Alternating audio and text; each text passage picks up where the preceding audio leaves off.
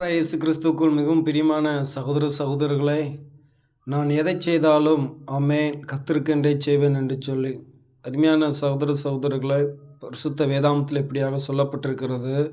நான் புசித்தாலும் குடித்தாலும் எதை செய்தாலும் கர்த்தருக்கென்றே செய்வேன் என்று சொல்லி பரிசுத்த வேதாகமத்தில் சொல்லப்பட்டிருக்கு.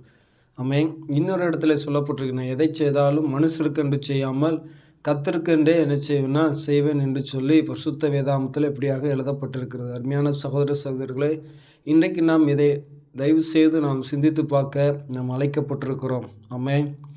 இந்த பரிசுத்த வேதாகமத்தில் நாம் பார்க்கின்ற போது ஆண்டவர் நம்மோடு கூட அவர் தெளிவாக பேசுகிறார்.